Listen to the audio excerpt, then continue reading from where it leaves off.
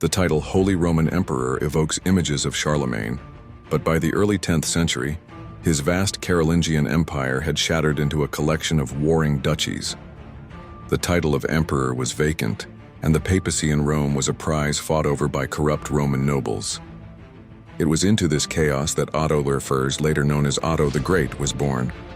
He didn't just inherit a kingdom, he fought to forge an empire from its pieces, fundamentally reshaping the political and religious. Otto was born in 912 CE, the son of Henry the Fowler, Duke of Saxony, who had been recognized as King of East Francia, essentially Germany. Henry had spent his reign securing the kingdom's borders, particularly against Magyar, Hungarian raids. When Otto succeeded his father in 936, he didn't want to be just primus inter pares, first among equals, like previous kings. He intended to be an undisputed ruler.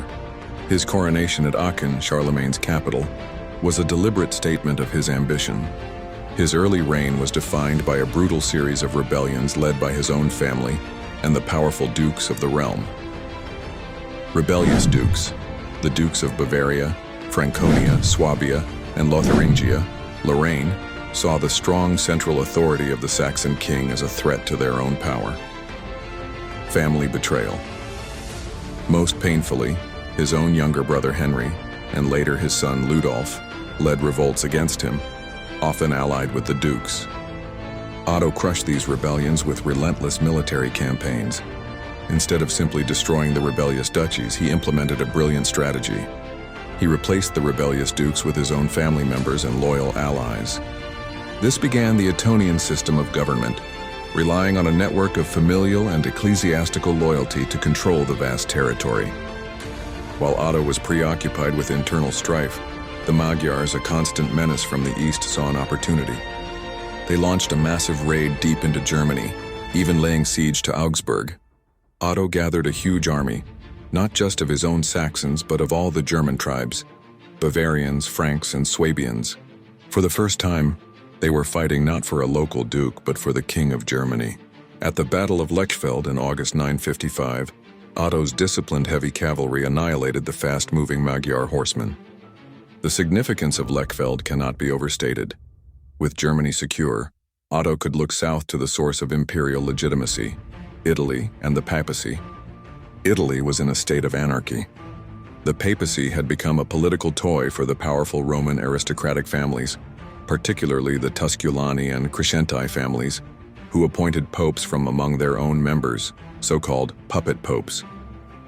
This period is often called the pornocracy, or rule of the harlots, referring to the influence of women like Theodora and Marozia over papal appointments. In 961, Pope John VI, a young man installed by his powerful family, faced a rebellion from Roman nobles. Desperate for protection, he did what popes had done before. He called on the German king for help.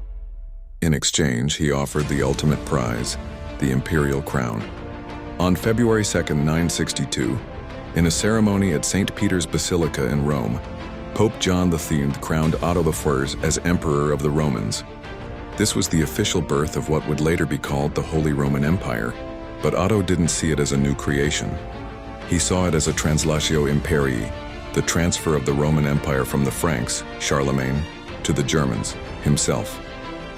He was now the secular head of Western Christendom, the protector of the Church. However, Otto's relationship with Pope John X soured almost immediately. John feared Otto's power and began conspiring with Otto's enemies in Italy.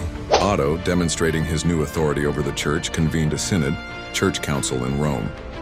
In a stunning move, the synod, under Otto's direction, deposed Pope John X for treason and various scandalous personal crimes, which were likely exaggerated but widely believed. Otto then handpicked a replacement, Pope Leo VIII. Otto spent much of the last decade of his life securing his Italian domains and ensuring his son, Otto II, was recognized as his co-ruler and successor. He successfully defended his empire from Byzantine claims in southern Italy and further consolidated his control over the German Church using bishops and abbots who could not hereditary pass on their power as loyal administrative agents of the crown. Otto the Great died in May 973 in Memleben, the same palace where his father had died. He was buried alongside his first wife, Edith. in the Cathedral of Magdeburg, a city he had built into a major center of his power and a base for spreading Christianity eastward. Summary: why was Otto the Great? He didn't just revive an empty title. He forged a new political entity that stood as a pillar of medieval Europe.